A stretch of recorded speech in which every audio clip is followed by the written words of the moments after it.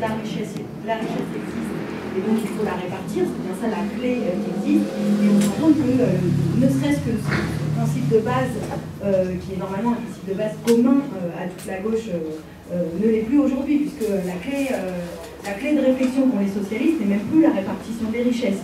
Donc, et après, si on se base en plus sur leurs différents textes de congrès et prises de position antérieures sur les questions européennes, c'est, j'allais dire, la fuite en avant des politiques austéritaires appliquées à toute l'Europe par la Troïka, comme l'a bien expliqué le camarade. Donc les questions qui se posent à nous, devant nous, et c'est pour ça que je serais peut-être un peu moins radicale, enfin, pas moins radicale, mais j'ai peut-être des petits points de divergence avec l'exposé qui a été fait, n'est pas seulement de dire seul le Front National serait la voie du retour à la souveraineté, parce que moi je ne me considère pas comme une fasciste, je pense, j'ai au cœur de mon combat l'internationalisme, mais au nom de l'internationalisme, je refuse de voir mon pays se démettre de la souveraineté populaire et faire en sorte que ce qui est voté dans mon propre pays par le peuple ne puisse être appliqué par des pactes et des propos qui sont ceux des banquiers. Donc au nom de l'intérêt des banques, on ne remet pas en cause le vote des peuples. Or c'est ce qui est fait dans la construction européenne. Et aujourd'hui, continuer à dire nous-mêmes que ce qui compte c'est le cadre européen parce qu'il est large, il est ceci, il est cela, à mon avis ne pose pas les questions essentielles que se posent nos concitoyens, de dire l'Europe à quoi elle leur sert, à part à démanteler leurs services publics, baisser leurs salaires, et toutes les conséquences néfastes. La seule, j'allais dire, la seule conséquence acceptable qu'a aujourd'hui l'Union européenne, c'est la stabilité monétaire qu'amène l'euro. Or, on peut être dans l'euro, les Anglais, eux, sont dans l'Europe sans être dans la zone euro, mais nous pouvons nous poser la question d'être dans l'euro sans accepter tous les traités abominables qui nous sont donnés. Et quand, au cœur de la campagne du Front de gauche, on en appelle à la désobéissance des traités européens, de fait, on en appelle à la désobéissance d'une souveraineté qui nous a été confisquée. Donc, la question européenne n'est pas de dire ce flou, parce que ça amènerait à se dire que tant qu'il n'y a pas une mobilisation de tous les peuples, de tous les pays d'Europe en même temps, on n'arrivera pas à sortir de ce carcan libéral. C'est super, j'allais dire, si on commence à le prendre comme ça, on rentre chez nous, on est quand même assez découragé, quoi.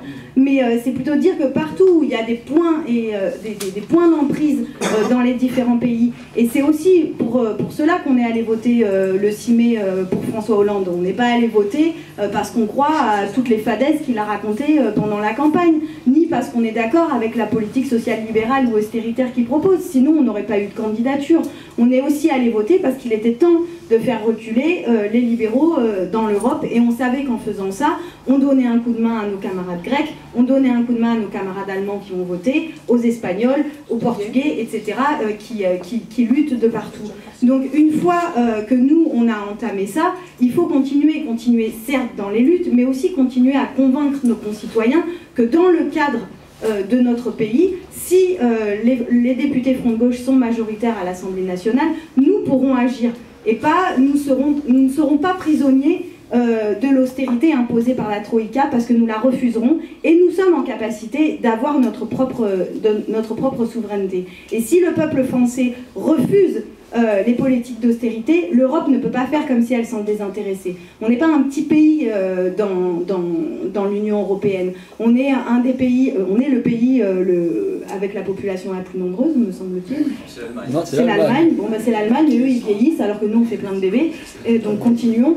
Et à côté de ça, on est un pays qui produit beaucoup de richesses. On est un pays qui est géographiquement bien placé stratégiquement et géostratégiquement dans l'Union européenne. Donc on ne peut pas faire à la France ce qu'on a fait aux Grecs, à moins d'avoir un dirigeant qui laisse faire voire même qui ouvre en donnant les clés aux banquiers. Donc vraiment, cette campagne législative, elle est vraiment importante pour que chacun de nos concitoyens se dise Ils ont voté au premier tour pour se débarrasser de Sarkozy. Ils vont voter à la législative pour savoir la gauche qu'il leur faut, la gauche de résistance et de combat. Et je pense que c'est à nous d'aller les convaincre que sur tous les sujets, la gauche de résistance et de combat, c'est le front de gauche. Et sur la question de l'Europe, on a les preuves et les faits à leur démontrer. Donc ça devrait être facile, j'allais dire, non, facile, non. Mais ça devrait être motivant en tout cas. Et facile.